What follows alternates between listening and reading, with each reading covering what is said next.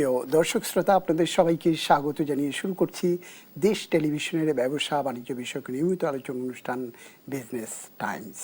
আজ আমাদের আলোচনার বিষয় অর্থনীতিতে সরকারের 180 দিনের প্রত্যাশা ও প্রাপ্তি। আর এই আলোচনার জন্য আমাদের সঙ্গে অতিথি হিসেবে রয়েছেন বাংলাদেশ উন্নয়ন গবেষণা প্রতিষ্ঠান BIDS এর মহাপরিচালক, বিশিষ্ট অর্থনীতিবিদ এবং অর্থনৈতিক বিশ্লেষক ডক্টর AK এনামুল হক। ভাই, আপনাকে স্বাগত জানাচ্ছি। Thank you. প্রিয় দর্শক, আর এই আলোচনায় এগিয়ে নিতে আপনাদের সঙ্গে থাকবো আমি সুলতান মাহমুদ। আলোচনায় যাওয়ার আগে জানিয়ে রাখতে চাই যে একটি ভঙ্গুর অর্থনীতি থেকে ঘুরে দাঁড়াবার যে প্রাণপণ প্রচেষ্টা, সেটি নতুন নির্বাচিত বিএনপির নেতৃত্বাধীন সরকারের প্রথম দিকটাতেই ঘোষণা করা হয়েছে নানান কর্মসূচি। কিভাবে অর্থনীতিকে সচল করা যাবে তার নানান পরিকল্পনা, যেটি প্রধানমন্ত্রী নিজেই বলেছেন আই হ্যাভ এ প্ল্যান, এবং সেই প্ল্যানের যে বিস্তৃতি, তার নির্দেশনা বা তার পরিকল্পনা আমরা দেখেছি বিভিন্ন অঙ্গনে, কিন্তু তার প্রতিফলন কতটুকু ঘটল, যেটিকে প্রধানমন্ত্রী বলেছেন যে 1 ট্রিলিয়ন অর্থনীতির দেশ হিসেবে পরিণত করতে চান বাংলাদেশকে। তিনি 1 কোটি কর্মসংস্থান সৃষ্টি করতে চান, বিনিয়োগ আকৃষ্ট করতে দেশি বিনিয়োগকারীদের পাশাপাশি বিদেশি বিনিয়োগকারীদেরকেও আহ্বান জানিয়েছেন নানানভাবে। তো এর প্রতিফলন কতটুকু ঘটেছে, কর্মসংস্থান কতটুকু হয়েছে, মূল্যস্ফীতির রোষানল থেকে জনগণকে এই 6 মাসে কতটুকু স্বস্তি দিতে পেরেছে, নাকি উল্টো ঘটেছে? মূল্যস্ফীতির পাশাপাশি আমরা যেটিকে বলে থাকি $1 ট্রিলিয়ন অর্থনীতি গড়তে হলে প্রতি বছরে কি পরিমাণ জিডিপির গ্রোথ বা জিডিপির প্রবৃদ্ধি হতে লাগবে, তা সেই পথে কি এগোচ্ছে? রাজস্ব আদায় সেটি কি বেড়েছে? বৈদেশিক বিনিয়োগ কিংবা এই বিদেশে আমাদের যে রপ্তানি বাণিজ্য, সেটি কোন অবস্থায় আছে? তার কি অগ্রগতি হয়েছে না অবনমন হয়েছে? এইসব প্রশ্নের জবাব খুঁজব আজকে অতিথির কাছে। জনাব এনামুল হক, শুনছিলেন যে আসলে এই 100 দিনের যে কর্মসূচি প্রধানমন্ত্রী বা বিএনপি সরকার ঘোষণা করেছিল, সেখানটাতে অর্থনীতি কতটা এগোতে পেরেছে বলে মনে করছেন আপনি? ডিফিকাল্ট প্রশ্ন এই কারণে যে আমরা যখন সাধারণত সরকার 100 দিনের প্রোগ্রাম দেয়, এবার ছিল 180 দিন। আমরা 90 দিনের প্রোগ্রাম দেখি, 100 দিনের প্রোগ্রাম দেখেছি, এবারই প্রথম 180 দিনের কর্মসূচি দেখেছি। 180 দিনের একটা কারণ ছিল আমার কাছে মনে হচ্ছে, সেটা হচ্ছে যে এই সরকার শুরু করেছে পুরনো বাজেট দিয়ে, অনেকগুলো পুরনো সরকারের প্রতিশ্রুতি, পুরনো বলতে অন্তর্বর্তী সরকারের, সেজন্য এই বাজেটটা পর্যন্ত তারা অপেক্ষা করতে চেয়েছে, সেই জন্য 180 দিন। এবং আমি যদি দেখি কিছু কিছু জিনিস সরকার প্রতিশ্রুতি অনুযায়ী চেষ্টা করেছে। আপনি যদি বলেন এগুলোর ফলাফল যাচাই করার সময় হয়েছে কিনা, আনসার হচ্ছে এখনো ফলাফল যাচাই করার সময় হয় নাই। তবে কতগুলো নমুনা যদি দেখেন সেটা দেখার মতো। সেটা হচ্ছে বাজেটে মনে হয় অনেক দিন পরে বাজেটের বড় রকমের সমালোচনা ছাড়া বাজেট হয়েছে। দ্যাট ওয়াজ এ ভেরি, আমি বলবো যে মানুষজন সম্ভবত সরকারকে অপেক্ষা করছে যে আমরা প্রতিশ্রুতি দেখতে চাই। সুতরাং বাজেটে প্রতিশ্রুতির বাস্তবায়ন দেখতে চাই। সেই জন্যই বাজেটের ক্ষেত্রে যেটা হচ্ছে বিজনেস ফ্রেন্ডলি বাজেট বলা হচ্ছে। খুব বেশি যে আছে কি বলে যাবে বিপক্ষে বক্তব্য ছিল তা না। কিন্তু যদি খেয়াল করেন, family card was one of their, মানে গভর্নমেন্টের ম্যানিফেস্টোতে ছিল যে আমরা ফ্যামিলি কার্ড দেব, চালু হয়েছে, ক্রমান্বয়ে এটা বর্ধিত হবে।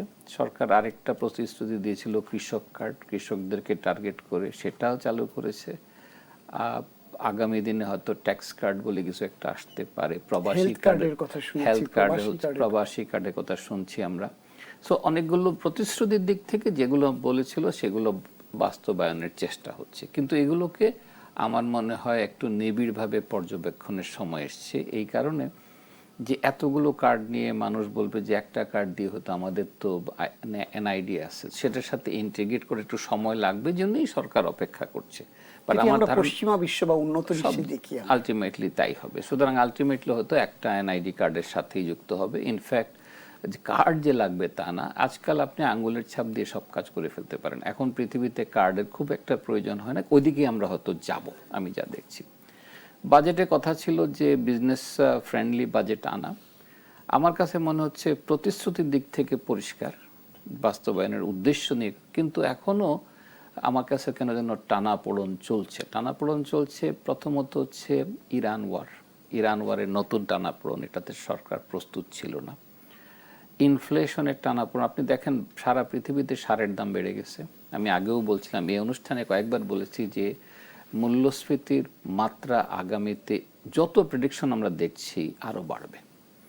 সেই অর্থে গত কোয়ার্টারে মূল্যস্ফীতি একটু কমেছে, কিন্তু মাথায় রাখতে হবে সারা পৃথিবীতে মূল্যস্ফীতির চাপ বাড়ছে। হয়তো কেউ 5%, কেউ 2%, কেউ 3%, আমরা 8%-এ আছি। এবং আমাদের মতো দেশে যখন একটা অর্থনীতিতে প্রচুর রেমিটেন্স আসে, তখন আমরা এগুলো দেশি মুদ্রায় বিতরণ করি। তার মানে আমি মানি সাপ্লাইটা বাড়িয়ে দিই। মানি সাপ্লাই বাড়িয়ে দেওয়া মানে হচ্ছে ইনফ্লেশনের উপরে চাপ আসবে। So that is a one. Second, যেটা আমরা বিজনেস ওয়ার্ল্ড যেটা বলছে সেটা হচ্ছে, এক নাম্বার হচ্ছে ব্যাংক ফাইন্যান্সিং খুব লিমিটেড। আমাদের ব্যাংকগুলোর আস্থা অত্যন্ত খারাপ। সরকার যদিও বলছেন যে আমরা ব্যাংকে রাজনৈতিকরণ করব না, কিন্তু এখনো আস্থা ফিরে নাই। আমার মনে হচ্ছে মেজর কি বলা যাবে, রিশেপিং দরকার আছে, এবং এখানে চিন্তা করে কাজ করা দরকার আছে। ব্যাংকিং সেক্টরগুলোকে আমি এখনো মনে করি খুব আপনার সেক্টর ওয়াইজ ভাগ করবার আগে আপনি যদি আমাকে একটু অ্যাট এ গ্লেন্স বলেন, গোটা আর্থিক খাতের প্রতি আস্থাটা বেড়েছে কিনা এই 6 মাসে? ওইভাবে আমি শক্তভাবে বলতে পারবো না। একটা হচ্ছে সিকিউরিটি এক্সচেঞ্জ কমিশন রিফর্মড হয়েছে, মানুষ চিন্তা করছে, কিন্তু আর্থিক খাত বলতে আপনি মেইন করেন, যতদিন আমি এখনো মনে করি যতদিন ডিপোজিটার রাস্তায় ঘুরবে ততদিন আস্থা ফিরবে না। সো ফান্ডামেন্টাল প্রশ্নটা অন্য কিছু বাদ দিয়ে, আমি ঋণ খেলাপি নিয়ে চিন্তিত না। ডিপোজিটার যদি দেখে রাস্তায় ঘুরছে, আর্থিক খাতে আস্থা ফিরবে। আর্থিক খাত মানে কি? মানুষের সারপ্লাস টাকা ব্যাংকে তোলা, এখান থেকে বিতরণ করা। তারা তো আর টাকা বানায় না। এখন ডিপোজিটাররা যদি দেখে এটা ব্যাংক ফাইন্যান্স ইনস্টিটিউশন, নন ব্যাংক ফাইন্যান্স ইনস্টিটিউশন, সবাই প্রায় প্রতি ক্ষেত্রে ডিপোজিটাররা রাস্তায় ঘুরছে, এটা যতক্ষণ, এবং আমার কাছে কেন যেন মনে হচ্ছে এখানে আমরা দেরি করছি। আমরা ঋণ খেলাপি নিয়ে যতটা চিৎকার করছি, আমরা চিৎকার করছি না যাচ্ছে এদেরকে স্বস্তিতে আনতে হবে। এখানে প্রচুর লোকের পেনশন পড়ে আছে, এখানে প্রচুর, আমি এটাকে গুরুত্ব দেওয়ার কথা মনে করি, বিবেচনা করা উচিত, কারণ এটা প্রতিশ্রুতির অংশ না হলেও এটা ইকোনমির মাথা ঘুরাতে সময় লাগবে। এটা ইম্পর্টেন্ট স্টেপ। সো এটা একটা ইস্যু ইকোনমিতে। দ্বিতীয় জিনিস যেটা আছে এখন যেটা দেখতে পাচ্ছেন সেটা হচ্ছে এনার্জি। একটা মেজর প্রবলেম হচ্ছে এনার্জিতে, এবং এই প্রবলেমটা যদি আমরা সরকারের স্টেটমেন্ট পাচ্ছি যে 2 বছরের মধ্যে এটাকে হয়তো ঘোরাবে, কিন্তু 2 বছর সময় অপেক্ষা করার সময় আমাদের হাতে নাই। আপনি দেখেন বিদ্যুৎ থেকে খেয়াল করেন, বিদ্যুতে আমাদের 30,000 মেগাওয়াটের মতো উৎপাদন ক্ষমতা, আমরা বিতরণ করতে পারছি না, কিন্তু অনেক জায়গায় আমরা প্ল্যান দেখতেছি আরো বিদ্যুৎ প্ল্যান্ট তৈরি হবে 3,000 মেগাওয়াটের মতো। 30,000 মেগাওয়াটের মতো আপনি যেটি বলছেন সেটি হলো কাজীর গরু হিসেবে আছে, গোয়ালে নাই, এরকম একটি অবস্থা মনে হয় না। সব জায়গায় না, কিছু যেটা আছে সেটা হচ্ছে কানেক্টেড না, আমাদের ট্রান্সমিশন লাইন নাই। কিন্তু আপনি যদি বলেন গোয়ালে নাই, তাহলে এতদিনে সরকারের উচিত এই কাগজটাকে নষ্ট করে ফেলা, বলা উচিত যে আমার এই ক্ষমতা, কিন্তু সরকারি হিসাব অনুযায়ী তাই আছে। এবং অনেকগুলো সরকারি হিসাবের আমার মনে হয় এক ধরনের জবাবদিহিতা আনা উচিত। যেমন ধরেন, আমি আর কয়েকটা এক্সাম্পল দিচ্ছি বিদ্যুতের ক্ষেত্রে। 1,000 মেগাওয়াটের কাছাকাছি, অ্যাটলিস্ট 800 মেগাওয়াট সোলার আছে, আমরা এখন এটাকে 5,000-এ নিতে চাচ্ছি। আপনি 800 মেগাওয়াট সোলারের ক্ষেত্রে এই মাসে 125-130 উৎপাদন হয়েছে। বাকিগুলা কি আসলে কি খালি প্যানেল আপনি যেটা বললেন ওটা, নাকি অন্য কোনো প্রবলেম? এগুলো খতিয়ে দেখা উচিত, না হলে আমরা প্রচুর অর্থ ব্যয় করব কিন্তু কাজ করবে না। আমার উইন্ডে এনার্জি আছে 65 মেগাওয়াট, আমি উৎপাদন করতেছি 1 থেকে 17 মেগাওয়াট। অর্থটা কি? তার মানে দুটো হতে পারে। একটা হতে পারে আপনার কথা ধরে যে আসলে এগুলো দেখা হচ্ছে আসলে জিনিস নাই, নাই। মিথ্যা। যে আমরা আরো আলোচনা শুনবো এনাম ভাই, এই বিষয়গুলো একেবারেই জরুরি এবং জনগুরুত্বপূর্ণ, সরকারের জন্য গুরুত্বপূর্ণ যদি সরকার গ্রহণ করে। আমরা সেই আলোচনা শুনবো, নেব একটি বিজ্ঞাপন বিরতি। প্রিয় দর্শক, নিচ্ছি একটি বিজ্ঞাপন বিরতি, ফিরবো কিছুক্ষণের মধ্যেই, আমাদের সঙ্গেই থাকুন।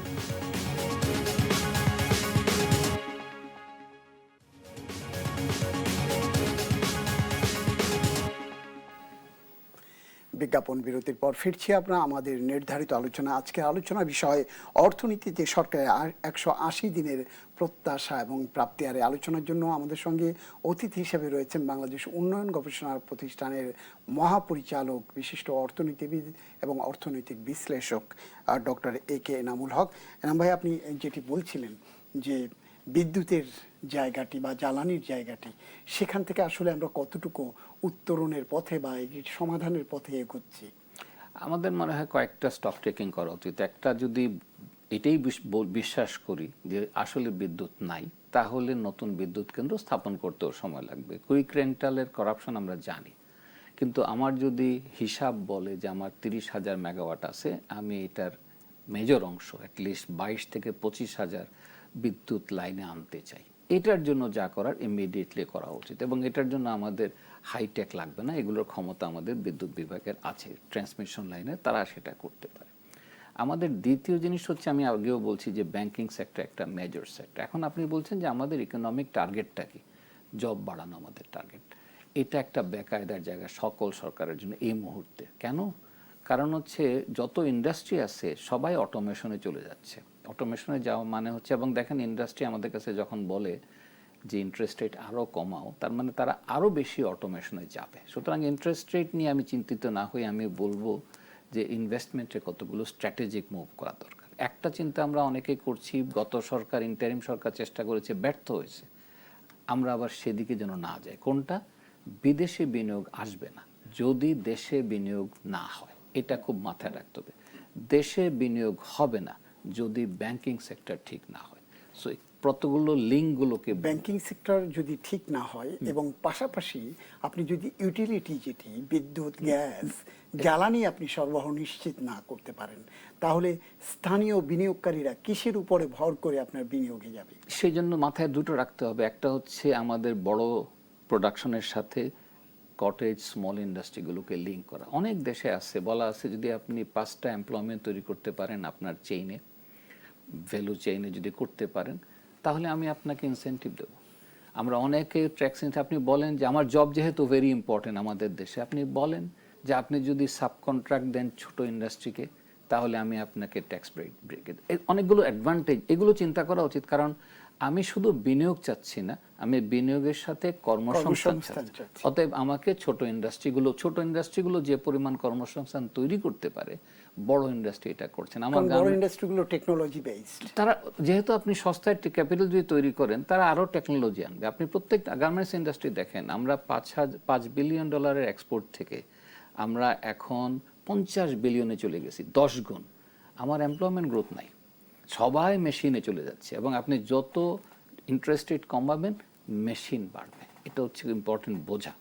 দ্বিতীয় জিনিস যেটা আমি বললাম, কটেজ এবং স্মল ইন্ডাস্ট্রির সাথে লিঙ্কেজগুলো তৈরি করে দেওয়া, সেই জন্য স্কিল ডেভেলপমেন্টটা ইম্পর্টেন্ট। কিন্তু স্কিল ডেভেলপমেন্ট করতে গিয়ে যদি আপনি বলেন MO সার্টিফিকেট লাগবে, NSDA লাগবে, আপনি প্রসেসটাকে লম্বা করেন, কাজ করবে না।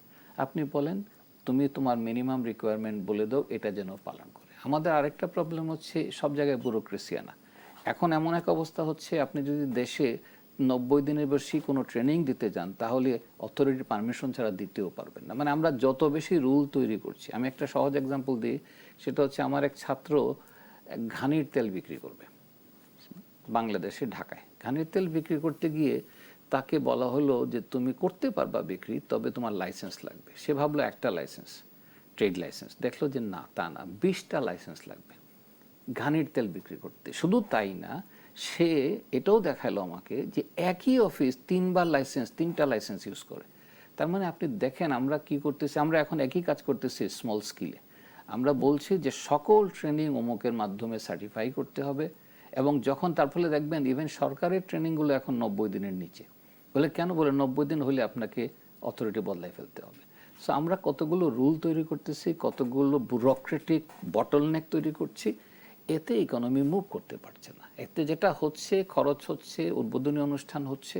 সুতরাং আমার মনে হয় আমাদের একটু ঠান্ডা মাথায় চিন্তা করা তাহলে কি উচিত। সরকারের যে সরকার প্রধানের যে অঙ্গীকার বা ঘোষণা, তার বিপরীতে আমরা চলছি? বিপরীতে মানে আমাদের প্রসেসে বদলাতে হবে, বিপরীত না। আমাদের দেশের সবকিছু প্রসেস করতে হবে। আপনি বললাম যে আমার একটা ছাত্র, একটা উদ্যোক্তা, সে 8টা আউটলেট তৈরি করবে ঢাকায়। 8টা আউটলেটের জন্য এই অবস্থা। সে নিজে আমাকে বলছিল, একটা উদ্যোক্তা হিসাবে, ছোট উদ্যোক্তা, তার 60% ক্যাপিটাল চলে গেছে ঘুষ দিতে।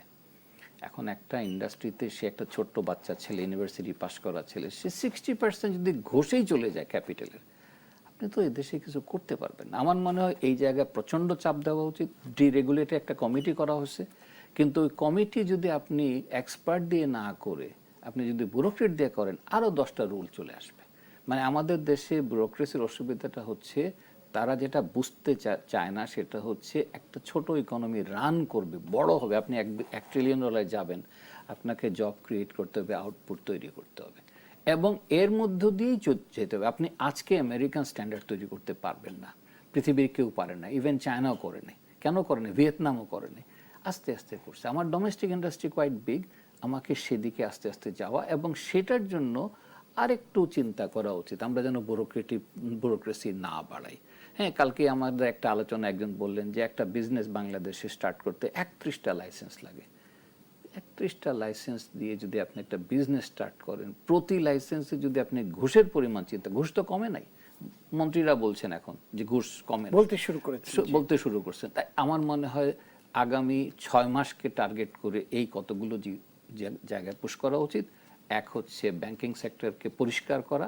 এর অর্থ আমি এনপিএল নিয়ে কথা বলছি না, আমি বলছি ডিপোজিটারকে রাস্তা থেকে সরাইতে হবে, 1 নাম্বার। 2 নাম্বার হচ্ছে আপনি যদি বলেন যে এনার্জি, গ্যাস, ইলেকট্রিসিটি, এইটার একটা ব্যবস্থা করতে হবে, শর্ট টার্ম ব্যবস্থা। তারা যেগুলো বলছেন 2 বছর পরে, সেটা লং টার্ম লাগবে, কিন্তু আপনাকে এখন একটা সলিউশন বের করে মানুষকে বলতে হবে আগামীতে আমি এটা করব, এটা বলতে হবে। আর তৃতীয় যেটা বললাম, যতগুলো রুলস আছে, আপনি এক বিএসটিআই, আপনি সবগুলো একটা ইনস্টিটিউশনের ভিতরে রাখতেছেন। আপনি দেখেন বিএসটিআই এর যদি লাইসেন্স লাগে, আর প্রত্যেকটা উদ্যোক্তা যদি বিএসটিআইতে আসে, তাহলে এটা হাইকোর্টের চেয়ে লম্বা লাইন হবে, 90 বছর লাগবে শেষ করতে। আপনি কেন ইউনিভার্সিটিতে আছে, প্রত্যেকটা ইউনিভার্সিটিকে বলেন যে তোমরা টেস্ট করে দাও, বিএসটিআইকে বলেন যে আপনি শুধু রুলটা বলে দেবেন যে কি কি জিনিস টেস্ট করতে হবে। ল্যাব আছে সারা বাংলাদেশে, সার্টিফাই করবে ইউনিভার্সিটি ল্যাব। আপনি এই প্রসেসগুলোকে বদলাইতে হবে। এটা আমাদের ব্যুরোক্রেসিটা চিন্তা করতে পারছে না। আমার মনে হয় এদিকে পুশ করা উচিত, আগামী 6 মাস টার্গেট করে ওদিকে যাওয়া উচিত। আমরা যেটি দেখছি যে অর্থনীতির আর কতগুলো ইন্ডিকেটর আছে, আপনি পুঁজিবাজারের কথা বললেন, আমাদের যে রাজস্ব আয়, যদি অর্থনীতি এখন যেভাবে চলছে, তাহলে রাজস্ব আয়ের লক্ষ্যমাত্রা কিভাবে অর্জন হবে, এবং রাজস্ব আয়ের লক্ষ্যমাত্রা যদি অর্জন না হয়, সরকার যে বাজেট দিয়েছে সেই বাজেটের ব্যয় নির্বাহ হবে কিভাবে? রাজস্ব আয়ের জন্য আমি যতটুকু জানি প্রধানমন্ত্রী নিজেও রাজস্ব বিভাগে গিয়েছেন, তারা অফিসিয়ালি অ্যাটলিস্ট মুখোমুখি প্রতিশ্রুতি দিয়েছে যে আমরা এটা করব। বাট প্রতিশ্রুতি আর বাস্তবায়ন এক জিনিস না, অনেক জিনিস অটোমেটেড করা হচ্ছে। আমি আগের অটোমেশনের কথা বলে, আপনি জানেন আমি শ্বেতপত্রে ছিলাম, সেখানে আমরা একটা ইন্টারেস্টিং অটোমেশন পাচ্ছি। এটা এখনো আছে। আমি বলছি এই কারণে বোঝার জন্য যে তখন আমরা পেয়েছিলাম যে আমি যদি ভ্যাট ফর্ম সব সাইন করি, সাবমিট বাটন পাবো না, ওদের অফিসে গিয়ে নেগোশিয়েট করে তারপরে ওরা সাবমিট বাটনটা পেশ করবে। এখনও আপনি দেখবেন, আমাকে সেদিন একজন বলতেছিল যে তার ইনকাম ট্যাক্স গতবার যেটা অনলাইনে দিয়েছিল, পাসওয়ার্ড বদলে গেছে। কিভাবে পাসওয়ার্ড বদলায়? মানে এই জায়গাগুলো কোনো পরিবর্তন হয় নাই। আমার মনে হয় সরকার যাতে এই জায়গাগুলোতে অন্ততপক্ষে নিশ্চয়তা করে যে আইনের গতিতে চলবে, কিন্তু কোনো ব্যারিয়ার যেন তৈরি না হয়। আমরা সেই আশাবাদ ব্যক্ত করতে চাই। সরকার নিশ্চয়ই সেই পথে এগোবে। আপনাকে অনেক ধন্যবাদ জানাচ্ছি আমাদের সময় দেওয়ার জন্য। ধন্যবাদ। প্রিয় দর্শক, আলোচনা এখানেই শেষ করছি। শেষ করবার আগে জানিয়ে রাখছি, দেশ টেলিভিশনের ব্যবসা বাণিজ্য বিষয়ক এই আলোচনা অনুষ্ঠান বিজনেস টাইমস সপ্তাহের শনি থেকে বৃহস্পতি একই সময়ে সরাসরি সম্প্রচার হয়ে থাকে। আমাদের সঙ্গে থাকবার জন্য আপনাদের সবাইকে অনেক অনেক ধন্যবাদ জানাচ্ছি। আমি সুলতান মাহমুদ। আল্লাহ হাফেজ।